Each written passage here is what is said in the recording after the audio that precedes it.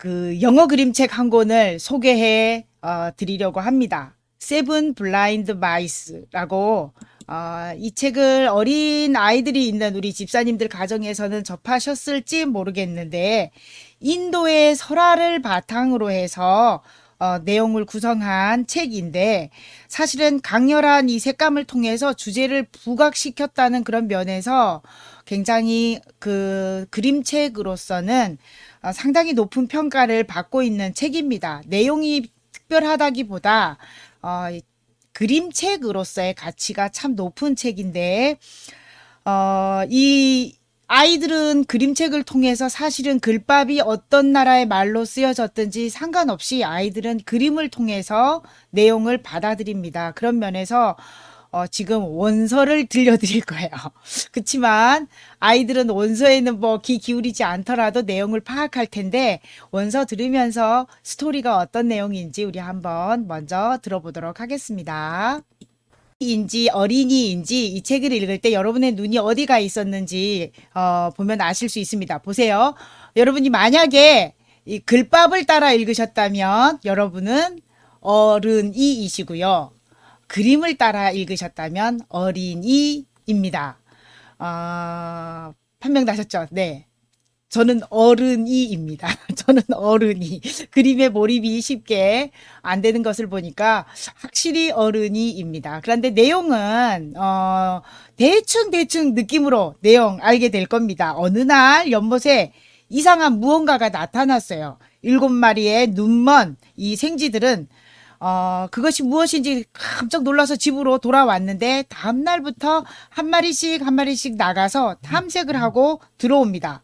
근데 각자 자기가 경험한 부분들을 이야기하는데 기둥이야, 뱀이야, 낭떠러지야, 부채야, 창이야, 밧줄이야. 각자 자기가 경험한 부분들을 이야기하자 서로는 그것을 인정해 줄 수 없는 거예요. 자기의 경험들과 다르기 때문에. 그래서 논쟁이 벌어집니다. 그리고 7째 날에 하얀 마우스 이 작가가 사실은 하얀색을 넣은 거는 하얀색 모든 것을 흡수할 수 있는 그런 이미지를 상징하는 의미에서 하얀색 마우스를 또 이제 지칭했는데 하얀색 마우스가 가서 살펴봅니다. 그런데 그냥 단편적인 것을 보지 않고 이쪽 끝에서 저쪽 끝으로 전체를 둘러보면서 살펴보고 나서야 너희들이 말한 것처럼 뭐 튼튼한 기둥 같기도 하고 뭐 물렁물렁한 이렇게 뭐 저기 뱀 같기도 하고 라고 하면서 각각의 이야기들을 다 종합해서 결국 이 이상한 이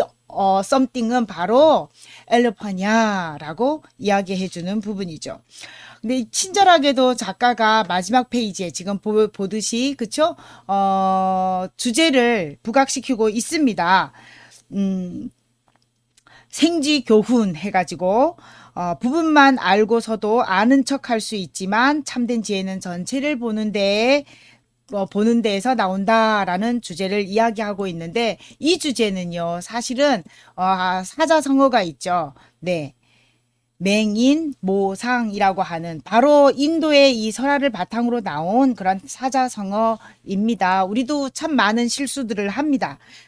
여기에 등장하는 눈먼 생쥐들처럼 우리도 우리의 경험을 앞세워서 잘못된 판단을 일부분이 전체인 양 잘못된 판단을 내릴 때가 많습니다. 특히 하나님에 대해서 유한한 우리 인간의 지식과 경험으로 자신이 깨달아진 어떤 극히 일부분에 불과한 것을 가지고 하나님의 전부를 알고 있는 양 내가 진리를 알고 있어. 내가 하나님을 알고 있어 라고 착각을 하기도 합니다. 그래서 인간은요 천국에 갈 때까지 하나님을 사실 다 이해하지 못한다는 사실을 우리는 기억해야 됩니다. 왜냐하면 우리는 하나님이 만드신 피조물이기 때문입니다. 하나님의 그 깊은 것과 하나님의 그 넓은 것을 우리는 절대로 다 헤아리지는 못합니다. 하나님은 우리의 경험을 넘어서는 분이시고 우리의 지식을 총동원한다고 해도 검증할 수 없는 분입니다. 아주 신비롭죠.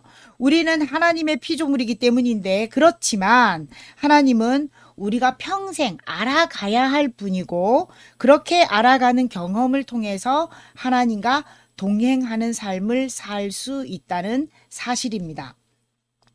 우리가 그리스도인이라면 첫째 우리가 가져야 되는 의무가 있어요. 그건 뭐냐면 하나님을 알아가야 합니다. 그것도 아주 깊이 하나님을 알아가야 하는 것이 우리의 의무입니다. 자식이 아버지를 알려고 하지도 않고 외면할 때 그 자식은 불효자가 되기 쉽거든요. 마찬가지로 하나님을 알지 못하는 그리스도인은 하나님을 떠날 수밖에 없고 하나님을 배척할 수 있기 때문에 하나님을 깊이 알아가야 되는 것은 그리스도인으로서의 첫 번째 의무입니다. 예수님이 말씀하시기를 이렇게 말씀하셨죠. 나는 아버지를 알고 아버지는 나를 알고 있다. 너희가 나를 알았더라면 내 아버지도 알았을 것이다. 라고 이야기합니다. 우리가 아버지를 알게 되면 예수님을 알게 되고, 그런데 이 모든 비밀을 깨달을 수 있는 최상의 도구가 성경 말씀이라는 사실입니다. 우리는 자연현상을 통해서 하나님을 만날 수 있습니다. 그리고 하나님을 이해할 수 있습니다. 또한 우리의 신앙 체험, 특별한 어떤 기적의 경험이라든가 신유의 경험을 통해서 하나님을 만날 수 있습니다. 자연의 경이로움 속에서 감탄할 수는 있어도 그 감탄에 그치는 경우가 많죠. 내 삶의 주인으로 받아들이기는 극히 그렇게 받아들이는 사람은 극히 제한됩니다. 이어령 교수님이 그 자신의 어릴 적에 들판에 나갔다가 노을이 지는 그 장면을 보면서 자신도 모르게 눈물을 흘렸다고요. 그날 왜 자기가 눈물을 흘렸는지, 그날 감정을 정확하게 표현해내지 못하셨다고 합니다. 그런데 70이 넘어서 예수님을 영접하고 나서야 깨달았답니다. 그날 그것이 하나님을 만난 첫 경험이었다라고 이야기합니다. 나는 그날 하나님의 광활한 그 하나님을 경험하였다. 그런데 본인은 그것이 하나님을 경험한 것인지를 인지하지 못했고 표현하지 못했고, 그래서 하나님 앞에 무릎 꿇으며 나의 주님입니다라고 고백하지 않았던 거예요. 한 60년 이상의 세월이 지나서 나이가 70이 넘은 할아버지가 되어서 예수님을 영접했던 것입니다. 우리가 체험을 이야기합니다. 그래서 우리가 본인이 경험한 그 신비로운 체험을 통해서 하나님을 만난 그 경험을 이웃들에게 증거를 하죠. 그런데 활활 타는 장작불처럼 순간 타오르다가 꺼지기 시작하면 그때부터는 하나님을 떠나는 이해도 생기고 하나님과 멀어진 삶을 다시 원점으로 돌아가는 삶을 살아가기도 합니다. 그때 나타났던 하나님은 나에게 일시적이었었나 보다. 지금 하나님은 나와 함께 계시지 않아라고 하는 불안감을 가지고 하나님을 떠나는 그런 삶들을 살게 됩니다. 영원하지 못합니다. 하지만 하나님의 말씀은, 성경 말씀은 날마다 읽음으로 인해서, 날마다 묵상함으로 인해서 그날 주시는 그날에 합당한 하나님의 은혜를 공급받을 수 있기 때문에, 하나님을 만날 수 있기 때문에 하나님을 알아가는 최상의 도구가 됩니다. 청파교회의 김기성 목사님께서 그분의 말씀을 듣다가 이런 이야기를 들은 적이 있습니다. 초등학교 5학년 때로 제가 들었던 기억이 나는데, 그때 상경해서 공부를 이제 하게 되어서 부모님과 떨어져서 생활을 하게 되었는데, 사실 5학년이면 어린 나이죠. 그렇죠? 무척 그래서 부모님의 정이 고파서 사실은 무척 힘들었다고 합니다. 심리적으로 많이 힘들어 했었는데 아버지께서 시골에서 날마다 편지를 보내오셨대요. 그래서 학교에서 가방을 들쳐매고 집으로 돌아올 때 제일 먼저 아버지의 편지를 찾았고, 그 아버지의 편지를 읽다가 품에 안고 잠들곤 했다고 합니다. 마치 아버지가 바로 옆에 있는 것 같은 그 경험을 이야기하시는데, 우리가 성경 말씀은 바로 하나님의 이런 사랑의 편지, 하나님이 우리에게 보내시는 사랑의 편지입니다. 하나님 아버지가 어떤 분이신지를 그 편지를 통해서 하나님은 나타내십니다. 하나님은 우리의 위로의 하나님, 사랑의 하나님, 치료의 하나님, 전지전능하신 하나님, 그리고 친구이신 하나님, 때로는 아빠이신 하나님, 때로는 엄마이신 하나님으로서 성경 말씀을 통해서 우리에게 보여줍니다. 물론 우리의 경험을 통해서나 또 신비한 체험, 그리고 자연을 통해서도 알려주시지만 성경 말씀에서 이 모든 하나님의 속성들을 우리가 배워갈 수 있고 알아갈 수 있습니다. 중요한 것은 그 하나님이 오늘 내 삶에 어떻게 역사하시는지 내가 경험해야 한다는 사실이에요. 내가 느끼고 경험하고 그래서 하나님을 찬양하고 하나님이 무엇을 원하시는지 살피고 그래서 하나님의 뜻을 이행하는 그런 삶을 살아가야 합니다.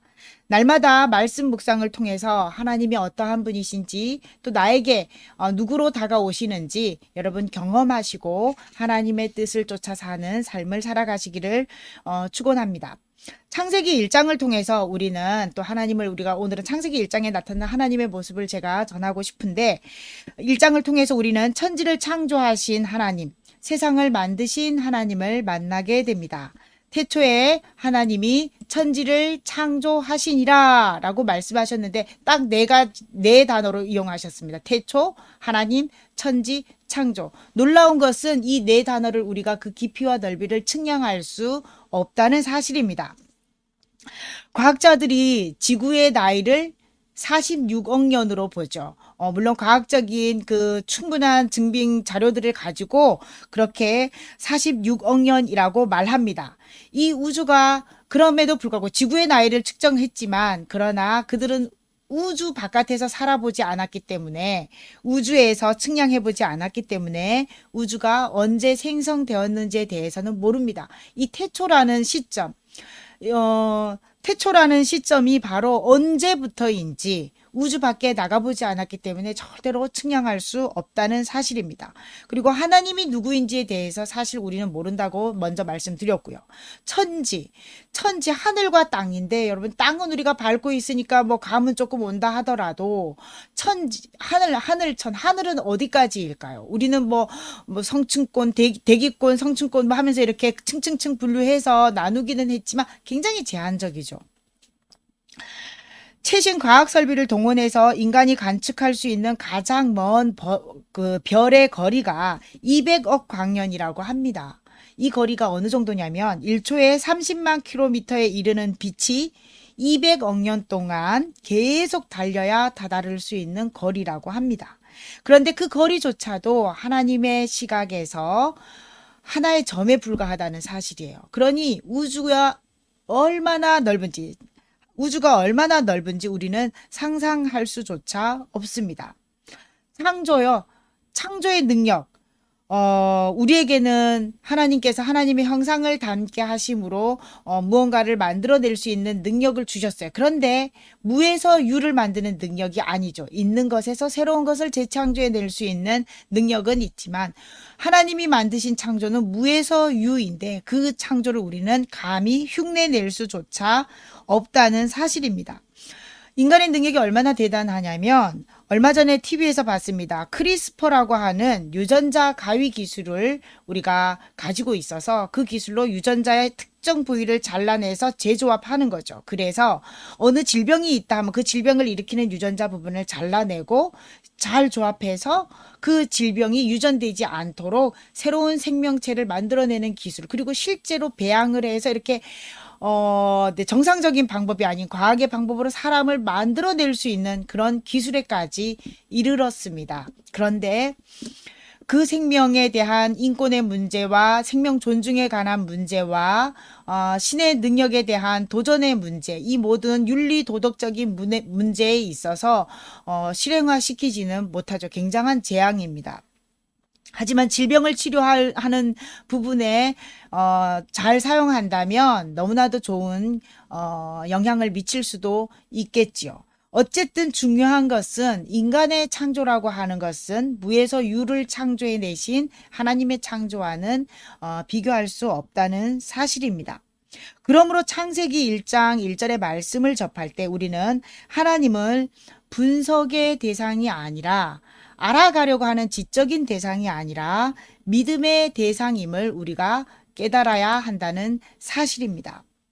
그런데도 진화론 앞에서 창세기 1장을 우리는 분석하고 에너지를 많이 빼냅니다. 그곳에 분석하고 연구하느라고.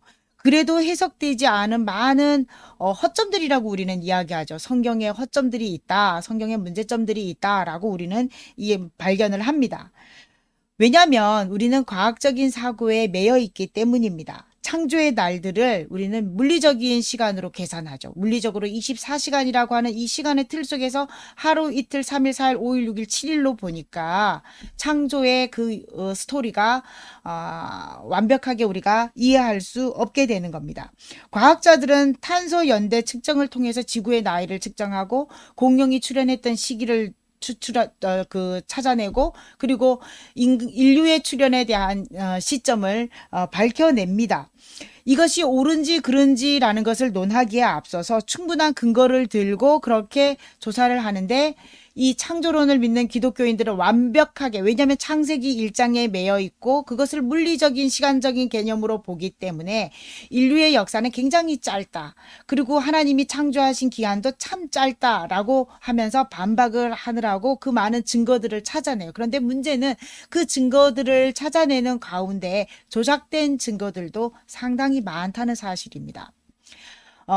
대표적인 예로 보면 그러니까 하나님이 6일째 되는 날 짐승들과 사람을 만드셨기 때문에 공룡과 사람은 동시대에 살았다라는 것을 우리는 증명해내야 되는 거죠. 그러다 보니까 공룡 발자국 위에 인류의 발자국이 있는 어느 화석을 증거 자료로 냅니다. 그런데 그게 객관화될 수 있는 자료이냐라고 하는 것에는 저의 짧은 시각으로도 의문을 품게 됩니다. 우리가 물리적인 시간으로 과연 이 창세기 1장을 읽어야 하는가라는 과제를 우리가 안고, 그러면서 우리가 창조론이냐 진화론이냐를 놓고 팽팽하게 갈등하며 창조론을 옹호하려는데 우리가 굉장히 많은 에너지를 빼고 있다는 사실입니다. 그런데 우리가 창세기 1장과 2장을 비롯하여 성경을 읽을 때 우리의 시각은 물리적인 시간에 제한을 두지 말고 읽어야 되는 몇 가지 사실들이 있습니다. 먼저는 특별히 이 창조 이야기를 이야기하는 이 창세기 1장과 2장의 부분은 사실은 두 가지 창조 이야기가 합해진 거예요. 그런데다가 이 이야기를 쓸 때 양식이 독특하다라는 것을 우리가 인지해야 합니다. 왜냐하면 창세기부터 순서대로 성경이 쓰여지지 않았습니다. 하나님께서 이스라엘 백성들을 애굽에서 탈출시키시고 이스라엘 백성들을 하나님이 약속하신 가나안으로 인도해 가실 때 모세가 그 하나님의 역사를 기록하게 합니다. 그래서 하나님이 어떻게 출애굽을 시키셨는지, 그리고 출애굽해서 광야에서 어떤 생활을 살아왔는지를 기록을 하게 되죠. 그런데 그 기록을 하다 보니까 도대체 우리를 인도해 내신 하나님이 누구야? 그 하나님에 대한 분명한 인식이 있어야 이스라엘 백성들에게 정체성을 심어줄 수 있는 거죠. 그래서 그 하나님이 어떠한 분이냐, 거꾸로 가기 시작합니다. 요셉의 하나님이었고 야곱의 하나님이었고 쭉쭉쭉 이삭, 아브라함까지 갑니다. 그리고 그 이전에 아담에게로 가고, 그리고 그 다음 하나님이 세계를 만드신 이야기. 우리가 믿는 하나님은 단순히 아브라함의 하나님, 이삭의 하나님, 야곱의 하나님이 아니라 세상을 만드신 하나님이다라고 하는 사실을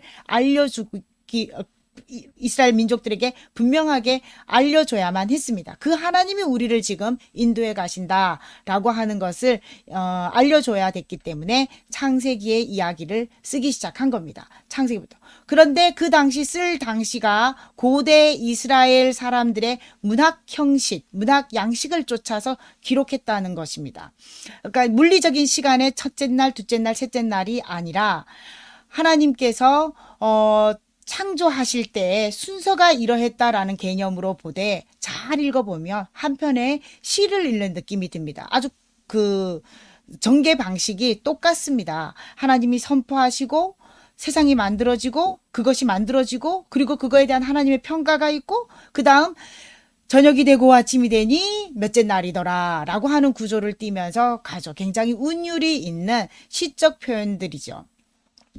그렇기 때문에 우리가 이걸 그 실질적인 물리적 시간으로 본다고 하면 벌써 오류가 발견이 되죠. 하나님이 시와 때를 정하시고 시간을 이렇게 만들어내신 날이 네 번째 날이잖아요. 해, 달, 별을 만드시면서 시간과 연한을 만드셨다라고 했는데, 그런데 어떻게 첫날에 저녁이 되며 아침이 되니 이는 첫째 날이니라라는 표현을 쓸 수 있겠습니까? 그러므로 물리적인 시간에 우리가 매여서 창세기의 이야기를 그렇게 보고 그 물리적인 시각에 매여서 나머지들을 해석해 나가려고 보니까 어려웠고 그 어려운 가운데에 억지로 창조론을 그냥 우리가 옹호하기 위해서 물론 창조론이 진실이지만 그 창조론을 창조 이야기를 옹호하기 위해서 억처 좀 물론 진리인 증거 자료도 있지만 그렇지 못한 위증된 그런 자료들을 내놓기도 했다는 것을 우리가 인정해야 합니다.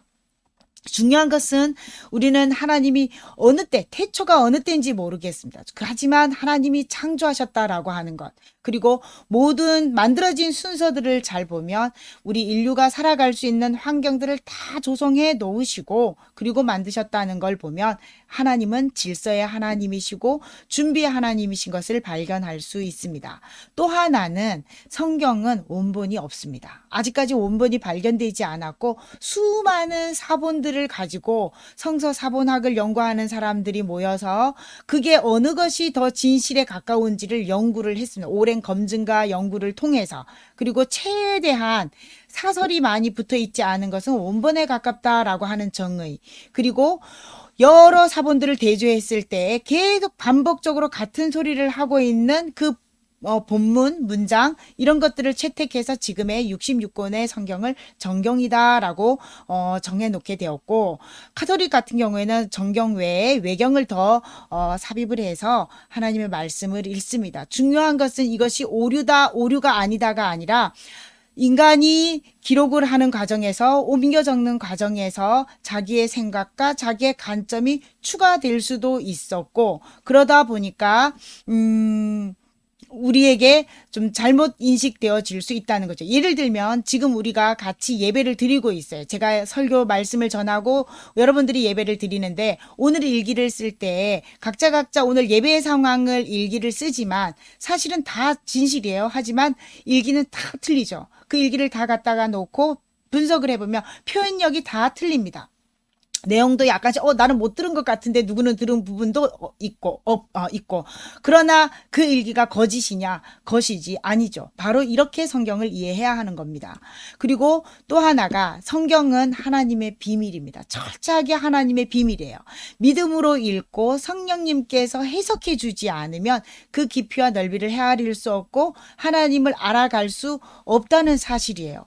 성경은 철저하게 비밀입니다. 그래서 하나님을 의지하고 믿는 자에게 성령님의 능력으로 성령님께서 해석해 주는 그 가운데 해석할 수 있는 것이 바로 성경이라는 사실을 우리가 인정해야 합니다. 어느 부분은 사실을 기록해 놓았고 어느 부분은 은유로 표현되어 있고 또 어떤 부분은 인간의 지식을 가지고 총동원해서 파고들기 시작하면 표현되어 있는 그 문장의 표현보다도 더 깊고 넓은 하나님을 발견할 수도 있지만 반대로 아무리 인간의 지식을 총동원한다 하여도 해석해 낼 수 없는 부분도 있다는 사실을 우리가 기억해야 합니다. 이런 관점에서 다시 이제 창세기 1장으로 돌아갑시다. 창세기 1장에서 태초에 하나님이 천지를 창조하셨습니다. 라고 하는 걸 우리가 하나님은 창조 이야기를 우리가 읽을 때 이건 분석의 대상이 아니라 하나님을 믿는 믿음의 존재로 우리가 하나님을 발견해야 된다고 아까 말씀드렸는데 그렇다면 최초에 하나님이 천지를 창조하셨다라는 것을 믿는다면 어떤 것을 의미하는지 말씀드립니다. 첫 번째요. 이 세상을 지으신 하나님이 나의 창조주이다라는 것을 믿는 것을 의미합니다. 그 하나님이 세상의 주인이심을 믿기 때문에 어디에 있어도 두렵지 않는 겁니다. 내가 하늘에 있든지 내가 바다 위에 있든지 땅 속에 있든지 내 영혼은 안전하다라는 사실이죠. 왜냐하면 그곳에 하나님이 함께 하시기 때문에 내가 수렁이 저 깊은 곳에서 두려움에 떨 수밖에 없는 그런 상황일지라도 내 영혼이 안전한 것은 하나님이 그곳에 함께 하심으로 나를 지켜주신다는 것. 그것을 만드신 분이 하나님이라는 것. 그래서 하늘에 하늘도 하나님의 것, 바다도 하나님이 지배하시고 땅 속에서도 하나님이 거하시기 때문에 내가 어디에 있어도 하나님이 보호해 주심을 믿고 또 함께 하시는 그것을 믿기 때문에 두렵지 않습니다라고 하는 믿음의 고백을 하게 됩니다. 두 번째, 태초에 하나님이 천지를 창조하셨음을 믿습니다라는 것은 우리가 이 세상은 우연히 만들어진 존재가 아니라 특별히 나도 우연히 그냥 대충 만들어진 것이 아니라 하나님이 뜻 있게 창조하셨다는 것을 아는 겁니다. 그래서 목적 있는 삶을 살아갑니다. 천지를 지으신 하나님이 이렇게 말씀하시죠. 1장 26절에 우리의 형상을 따라 우리의 모양대로 우리가 사람을 만들고 그들로 바다의 물고기와 하늘의 새와 가축과 온 땅과 땅에 기는 모든 것을 다스리게 하자. 물론 이게 만물을 다스리는 거 관리하는 그런 책임이지만 지금의 직업군으로 본다면 우리의 역할적인 면으로 본다면 다양한 것으로 아주 많이 해석할 수 있는데 중요한 것은 하나님이 우리에게 하나님의 형상을 따라 우리를 지으셨다는 겁니다. 그리고 다스리게 하자 목적이 있으셨습니다. 그래서 태초에 하나님이 천지를 창조하셨음을 믿는 사람은 내가 세운 계획이 무산될 때도 있고 또 그 뜻이 꺾일 때도 있고 결과가 빗나갈 때가 있을지라도 낙심하지 않습니다. 왜냐하면 내 계획은 무산되었을지 모르지만 하나님의 뜻이 나를 통해 이루고자 하시는 하나님의 뜻은 무산되지 않았다라는 것. 그 하나님의 뜻이 이루어질 것이기 때문에 절대로 낙심하지 않습니다. 인간이기 때문에 오류를 범할 수 있어요. 내가 하나님의 뜻이다라고 생각하지만 내 뜻을 이루려고 애쓸 때가 있습니다. 그러나 하나님은 하나님의 뜻을 이루기 위해서 그것을 꺾으실 때가 있고 무산시킬 때가 있습니다. 그런데 하나님의 말씀을 깊이 있게 묵상하고 하나님을 더 깊이 알아가면 알아갈수록 그러한 계획들이 내 계획이었는지 하나님의 뜻이었는지를 분별할 수 있게 됩니다. 그래서 하나님과 깊이 묵상하고 하나님을 알아가는 가운데 하나님이 원치 않으시는 것이었구나. 하나님의 뜻을 이루어 주옵소서 하면서 다시 재정비하고 하나님의 뜻을 쫓아서 따라가기 때문에 절대 낙심하지 않습니다. 또한 태초에 하나님이 천지를 창조하셨음을 믿습니다. 이 고백은요, 하나님이 나에게 복을 주셨다라는 사실을 믿는 겁니다. 사실을 알고 쓸모없거나 무능력한 존재가 아니라 하나님이 나에게 복을 주셨다라는 사실을 믿고 쓸모없거나 무능한 존재가 아니라는 것을 인정하는 거죠. 1장 28절에 하나님이 그들에게 복을 주시며 하나님이 그들에게 이르시되 생육하고 번성하여 다스려라 라고 하시면서 명령하시죠. 그들에게 복을 주시며 먼저 다스리기라라는 명령하시기 전에 복을 먼저 주셨다는 사실이에요. 이 복은 바로 하나님의 뜻을 이룰 수 있는 사명을 주시는데 그 사명을 감당할 수 있는 능력입니다. 복은 그냥 단순히 물질의 복, 직업, 출세의 복, 그런 것이 아니라 하나님이 하나님의 뜻을 이루게 하기 위하여 우리를 만드실 때 그 목적에 합하게 우리에게 복을 주셨습니다. 은사를 주셨고 그것을 수행할 수 있는 능력을 주셨다는 사실입니다. 그렇기 때문에 우리가 태초에 하나님이 천지를 창조하셨습니다. 이 진리를 믿는 사람은 그 사명을 감당하기 위해 하나님이 주신 복을 선용하겠습니다. 라고 하는 고백입니다. 그 이전에 있죠. 이 하나님이 주신 복이 어떠한 것인지를 발견하고 개발해내는 것. 그래서 더 열심히 그것을 개발해서 노력하려고 하는 그런 열심과 열정이 있게 되는 거죠. 사실 우리의 게으름이나 나태함으로 하나님이 나에게 주신 복을 우리가 걷어찰 때가 있어요. 우리가 하나님이 주신 능력을 우리가 사용하지 않으면, 개발하지 않으면 소멸되어집니다. 그리고 능력이 상실되어지죠. 그리고 때로는 악한 마귀가 우리의 능력을 악용하기도 합니다. 그래서 하나님과 늘 교통하며 하나님을 묵상하며 하나님의 뜻을 우리가 발견하고 하나님을 알아가야만 그 주신 능력을 악하게 사용하느냐 선하게 사용하느냐 그것은 우리가 선택할 수 있는 거죠. 네, 성경에도 우리 삼손 같은 경우도 하나님이 능력을 주셨어요. 블레셋을 물리칠 수 있는 충분한 능력을 하나님이 그에게 부여해 주셨지만 그가 악용을 하게 되죠. 말씀으로 우리가 태초에 하나님이 천지를 창조하셨습니다라는 것을 믿는 사람은 어떤 것을 의미하냐면 말씀으로 나를 창조하셨음을 믿습니다라는 고백을 하고 있는 겁니다. 태초에 하나님이 천지를 창조하셨을 때 하나님이 어떤 기술적인 것, 어떤 물리적인 어떤 힘을 이용해서 만드신 것이 아니라 말씀으로 선포하셨습니다. 그리고 그 말씀으로 나도 내가 창조되어졌다라고 하는 것을 믿음으로 고백하는 겁니다. 이 말씀은 나중에 예수님과 연결되죠. 이 말씀이 육신이 되어 예수 그리스도로 이 땅에 오셨습니다. 그러므로 말씀으로 창조되었다라는 것을 고백하는 것은 곧 예수님을 나의 삶의 주인으로 모시고 그리고 그로 인해서 내가 그리스도인으로서 철저하게 그리스도인으로서 살아가겠습니다라고 하는 고백으로 이어져야 합니다. 정리합니다. 성경은 분석하기 위한 책이 아닙니다. 천지를 만드신 하나님을 만나기 위한 하나님의 선물입니다.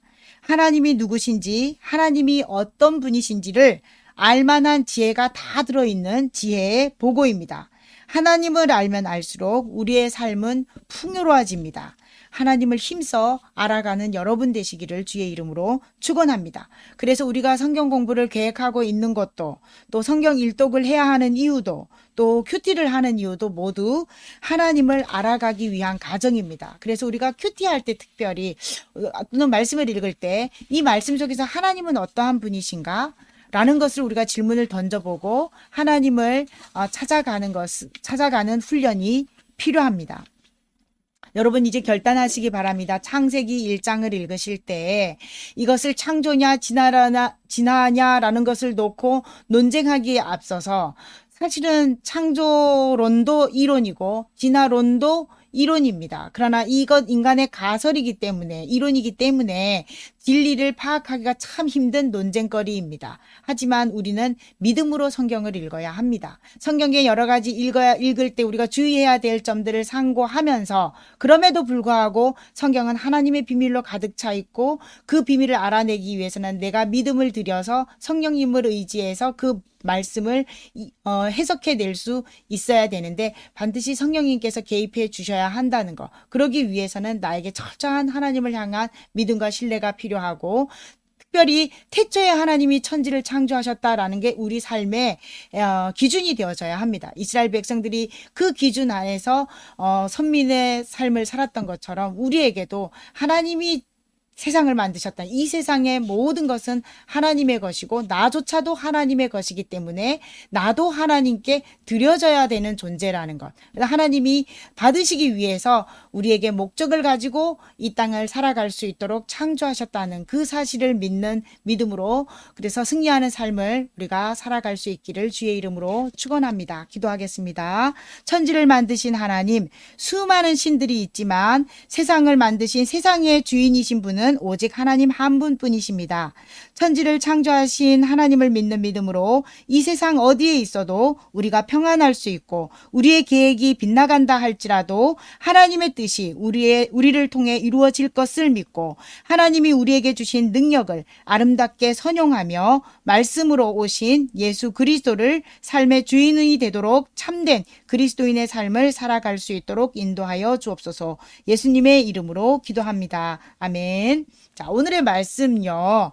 퀴즈 나갑니다. 오늘은 두 파트로 나누었어요. 어린이와 우리 용사 가족 부분 했습니다. 다 답을 올려주시기 바랍니다. 틀려도 좋아요. 괜찮습니다. 답을 모두 올려주시기 바랍니다. 이것도 우리의 공동체의 참여 의식이니까 문제 들어갑니다. 어린이 문제요. 태초에 하나님이 천지를 창조하셨습니다. 사람은 어떻게 만드셨는지 모두 골라보세요. 1. 여섯째 날에 만드셨다. 2. 하나님의 형상대로 만드셨다. 3. 복을 주셨다. 4. 모든 생물을 잡아먹으라 하셨다. 네, 정답 3개입니다. 올려주시기 바라고요. 그리고 용사 가족을 위한 질문입니다. 천지를 창조하신 하나님을 믿는다라는 것은 무엇을 뜻하나요? 제가 4가지 얘기했죠. 그렇죠? 천지를 창조하신 하나님을 믿는다라는 것은 무엇을 의미하나요? 네, 차근차근 좀 잘 생각해 보세요. 네. 어렵나요? 어렵나요? 네, 어렵나요? 자, 힌트. 네, 한번 보여드릴게요. 네, 쭉, 네, 여기에서 믿음의 고백으로 여러분 써주시기 바랍니다. 자, 이제 결단 찬양 부르시면서 주님께 봉헌하시겠습니다.